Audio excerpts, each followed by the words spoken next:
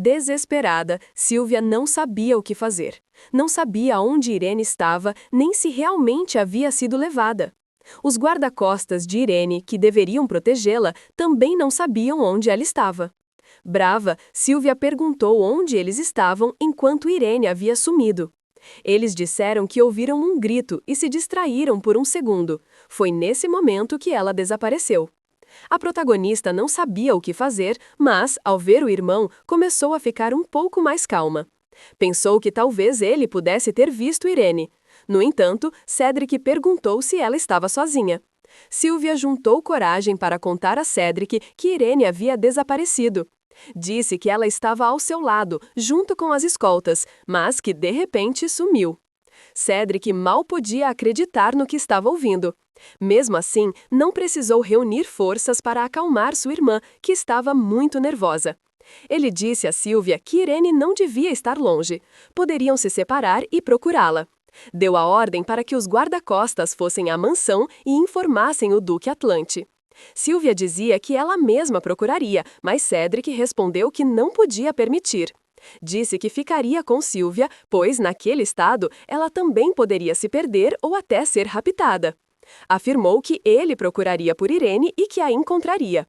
Silvia não entendia por que, justo agora, ele queria tratá-la como sua irmã mais nova.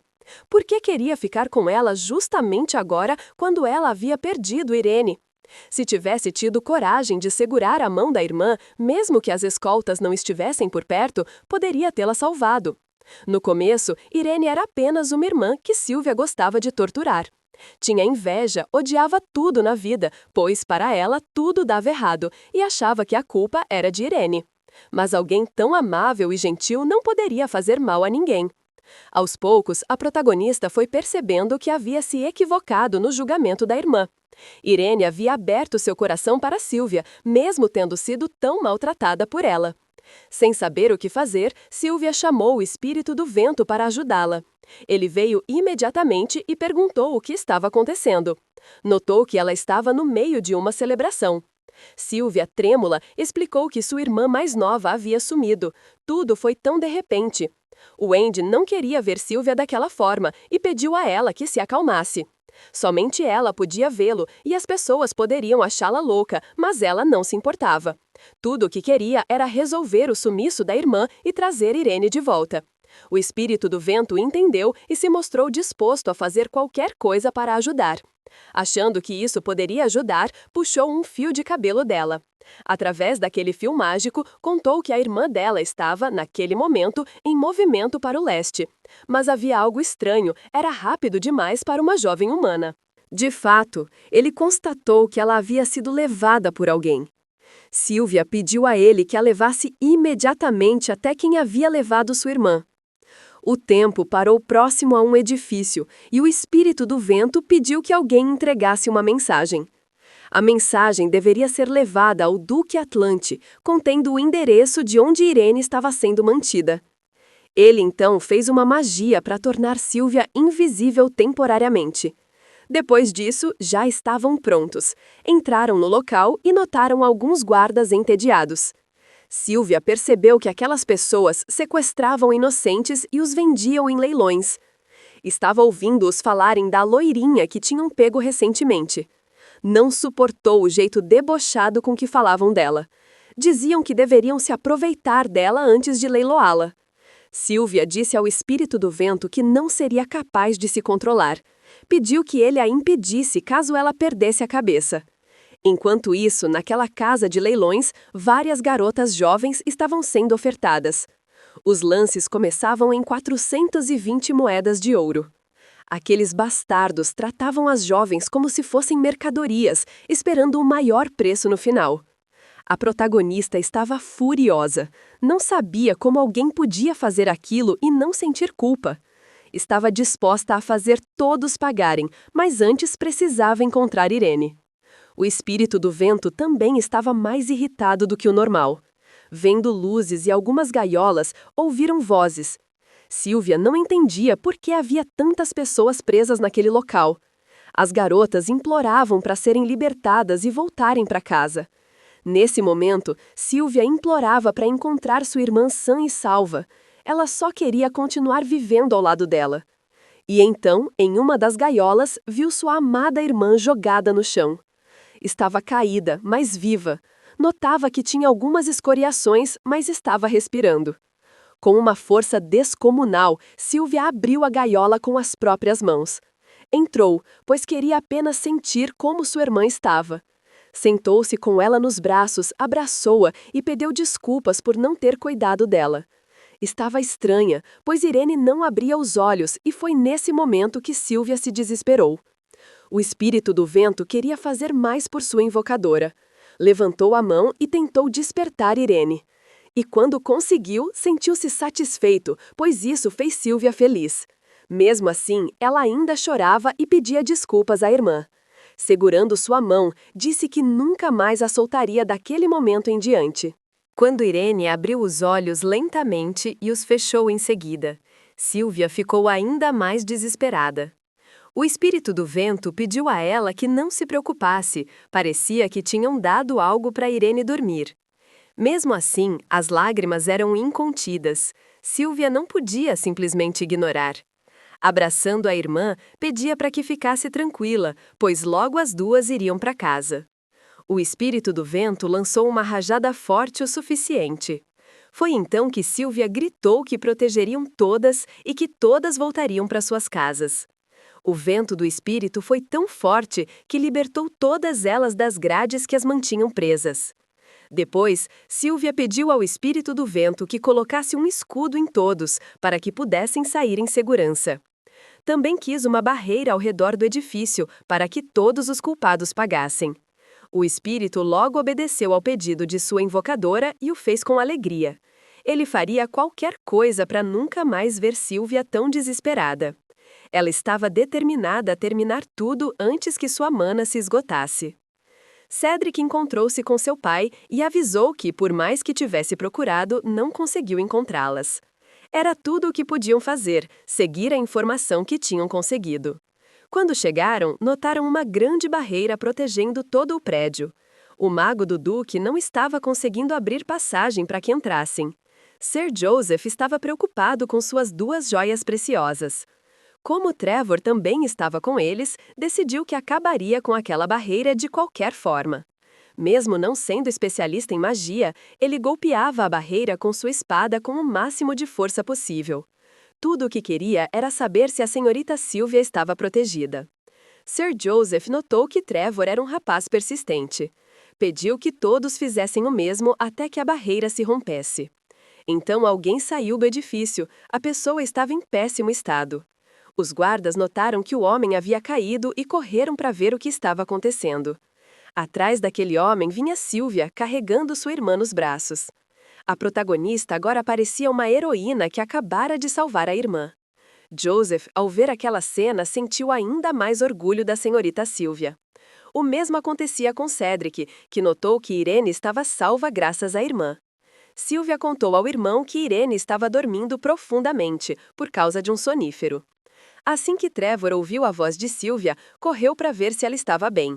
E quando Sylvia olhou para ele, notou que estava com o rosto de quem havia chorado. Achava que o tinha assustado. Quando ele chegou mais perto, colocou a mão no rosto dela e perguntou se estava bem.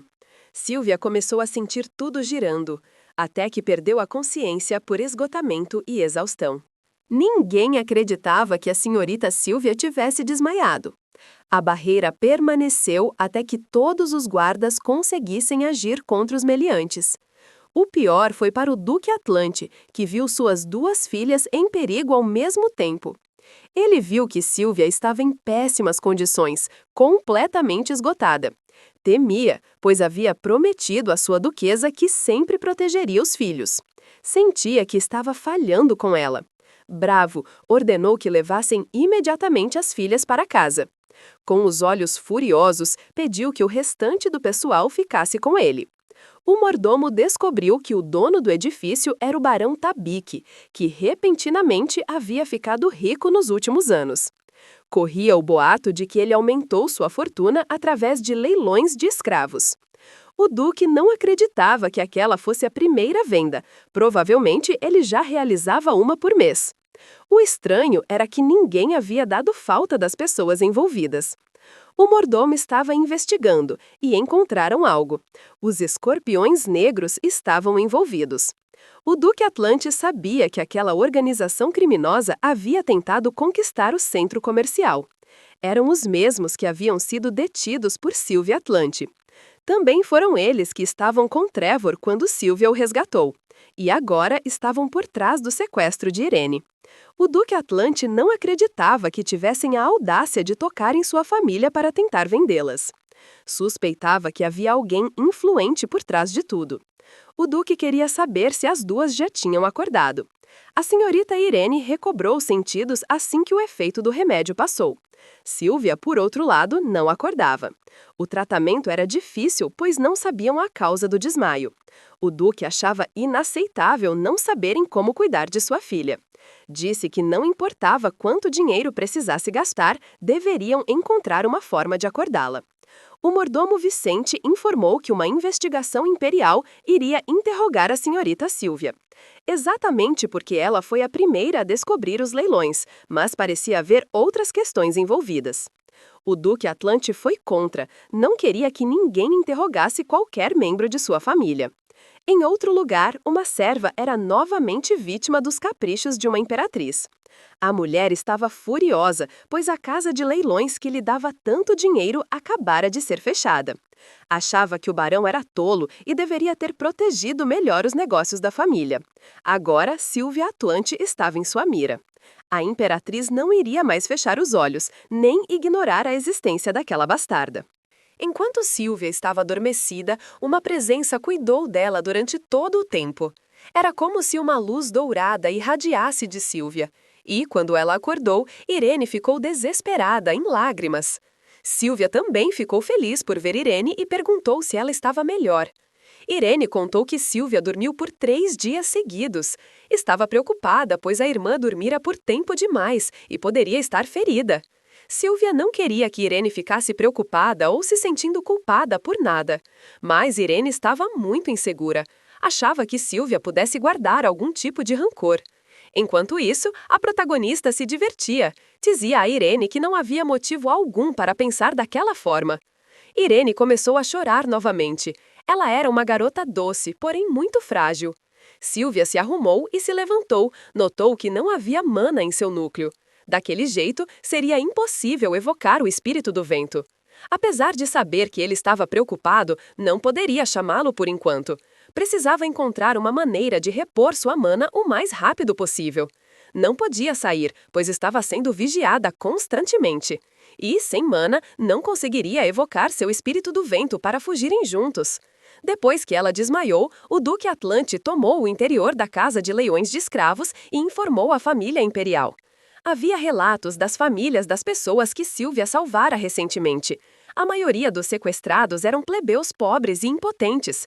Não podiam acreditar que o sequestrador tivesse sido tão ousado a ponto de ir atrás da filha caçula do Duque Atlante. Sylvia se lembrava de Bel avisando que tinham surgido rumores por todo o império. Por causa da senhorita Sylvia, muitos haviam perdido títulos ou tiveram seus bens confiscados como punição. Pessoas dessas famílias estavam ressentidas com Sylvia por perderem seu status. Tudo isso era razão suficiente para Sylvia não sair. Ela ainda queria saber como estavam as pessoas que ficaram trancadas com Irene. Enquanto pensava nisso, recebeu a visita inesperada do irmão, Cedric. Sylvia respondeu que estava bem e que ele não precisava se preocupar. Mas, de repente, Cedric quis agir como um verdadeiro irmão mais velho. Ele estava ali para entregar um objeto que havia visto no chão e que soube pertencer a Sylvia. Entregou-o. Era uma adaga que ela havia comprado e ela ficou feliz por tê-la de volta. Agradeceu ao irmão pelo cuidado e pela preocupação. Sabia que ele usou a adaga como desculpa para ver se ela estava bem. Era cedo para pedir favores, mas ela precisava de um. Queria que ele a levasse até fora dos muros da mansão Atlante. Cedric achava cedo demais para Sylvia sair. Ela tentou argumentar, dizia que havia um lugar importante para onde precisava ir, mas que não podia ir sozinha. Afirmava que não se ausentaria por muito tempo, mas pedia que ele fosse com ela. Depois de muito insistir, conseguiu convencê-lo a partir de carruagem com ela. Quando pararam, desceram em um lugar especial, ela iria visitar alguém. Ao chegar, foi recebida pela diretora Taylor, a mulher responsável pelo orfanato. Garotas simples viviam ali, mas tudo era muito bem organizado. Sylvia veio saber quantas crianças estavam ali. No momento, havia mais de 5, todas bem cuidadas. Imaginava que fossem pessoas resgatadas do leilão. Então, sentiu um leve puxão em sua saia. Quando olhou, era uma criança tentando chamar sua atenção. Ela se abaixou com ternura e perguntou como estavam todas as outras crianças. A criança disse que sentia falta de algumas coisas. A diretora contou que estavam fazendo o possível, mas Sylvia achava que podiam fazer melhor. No entanto, o menino falou que ali tinha mais do que em outros orfanatos por onde passou. Contou que lhe deram roupas e que era alimentado mais de uma vez ao dia. E que, de manhã, podia comer pão doce, seu alimento favorito. Sylvia então se comprometeu a ajudar ainda mais no cuidado com as crianças. Deu algumas moedas de ouro para que fizessem o melhor possível. Enquanto voltavam de carruagem para casa, Cedric quis saber da irmã o verdadeiro motivo de sair naquele dia. Ela contou que havia algo importante que precisava ver para tomar uma grande decisão. Ele quis saber se ela conseguiu confirmar o que queria. Pelo sorriso e a expressão satisfeita de Sylvia, ela havia conseguido e estava mais do que alegre. Ele perguntou sobre os detalhes, caso ela pudesse contar. Ela pensou por um momento, sabia que era poderoso, e realmente era necessário abrir o jogo com o irmão. Quando chegou em casa, ela chamou o mordomo Vicente, pois precisava pedir algo a ele. Ele estava disposto a fazer qualquer coisa que ela solicitasse. Ela foi clara, disse que queria abrir uma fundação. Ele perguntou a que tipo de fundação ela se referia. Sylvia queria saber se, ao abrir uma fundação e se tornar sua mantenedora, ela poderia oferecer apoio financeiro às pessoas. Perguntou se poderia fazer algo como havia feito com Travel, e ela respondeu que sim, que queria apoiar novos talentos. Disse que queria ajudar as pessoas a encontrarem um caminho para um futuro melhor. Elas não precisariam ser tão talentosas como Travel. Queria que fossem crianças comuns, com personalidades difíceis ou sem grandes habilidades. Achava que mesmo se fossem pessoas problemáticas como o antigo ela, ainda assim mereceriam apoio. Ela sabia que, no início, só vivia e contava moedas para sobreviver naquele mundo estranho. Mas, ao ver aquelas pessoas, sentiu seu coração doer. Percebeu que estava se enraizando naquele mundo sem perceber. Achava que se Travel não a tivesse conhecido nesta vida, ou o príncipe na vida anterior, tudo teria sido diferente. Talvez eles nunca se tornassem pessoas tão incríveis. Ela queria ajudar, mesmo que fosse um pouco. Por isso, começou a organizar os documentos da fundação. Uma lista de locais para patrocínio foi preparada e algumas pessoas já haviam sido selecionadas. Agora, ela precisaria de dinheiro. O que recebeu pela venda das pedras era pouco, precisaria de muito mais. Embora as pedras espirituais fossem caras, não seriam suficientes. Ela pensou em procurar reforço com uma grande aliada, Rashim. A mulher, que começou como uma simples vendedora ambulante, cresceu tanto que agora era perfeita para assumir negócios e, acima de tudo, era confiável. No momento, Sylvia precisava se concentrar na recuperação de sua mana e avançar rapidamente com essa vantagem. Teria que se apressar e comprar os ingredientes rapidamente, mas precisaria ir sozinha. Arriscou-se e foi até a loja de ervas medicinais que sempre frequentava. O dono estava satisfeito com ela, pois já havia ouvido falar de seus novos feitos. Ele contou que várias pessoas tinham desaparecido repentinamente, a maioria crianças. Havia uma moça que fugiu, deixando 2 filhos para trás, irresponsável. Todos diziam que os escorpiões negros estavam envolvidos naquilo. A protagonista ficou assustada com o jeito que Fidel, o dono do comércio, falava. Depois, ele comentou que, no fim, a senhorita Sylvia Atlante havia resolvido tudo. Ela ficou tranquila, pois ninguém sabia exatamente quem era ela. Fidel falava com orgulho da senhorita que ajudou a polícia a desmascarar os escorpiões negros. Silvia tentou amenizar, dizendo que tudo aquilo era um pouco exagerado. Talvez aquela senhorita só tivesse tido sorte. Mas os boatos sobre o que ela fez estavam se espalhando rapidamente. Fidel disse que aqueles bandidos atacavam áreas inferiores, onde as pessoas não tinham poder para reagir. Depois de falar sobre essas benfeitorias, ele entregou os ingredientes que ela precisava. Faltava apenas um, e Fidel deu a ela o endereço onde poderia encontrá-lo. Inicialmente, Silvia estava preocupada por sair sozinha, mas parecia que tudo estava indo bem. Até que ouviu alguém gritar que Silvia Atlante estava chegando e todos deveriam fugir. Quando olhou, tratava-se apenas de crianças brincando. Uma menina segurava uma varinha e fingia ser Silvia Atlante. Imitava a forma com que Silvia havia salvado os menos favorecidos. A garota levantava o galho como se fosse uma espada e dizia que era a justiça e venceria a todos. Silvia levou um susto, não esperava ter virado personagem de brincadeira. Em vários lugares havia pessoas brincando de ser ela. Um rapaz loiro, de cabelos longos, se aproximou e comentou que as crianças eram loucas por heróis. Ele admitiu que os feitos dela eram, no mínimo, impressionantes. Silvia se assustou e se virou para ver quem estava falando com ela, mas não reconheceu o rosto daquele homem. Perguntou de onde se conheciam, pois ele lhe era estranho. Percebendo que não fora reconhecido, ele mudou de tática. Disse que retiraria a pedra mágica, pois estava usando um truque para se disfarçar. Quando retirou, sua aparência foi mudando drasticamente diante dos olhos dela. Mas agora ela estava mais assustada do que antes. Era o príncipe perseguidor. Ele brincou, dizendo que fazia muito tempo desde que se viam e que já estava com saudades de Silvia Atlante.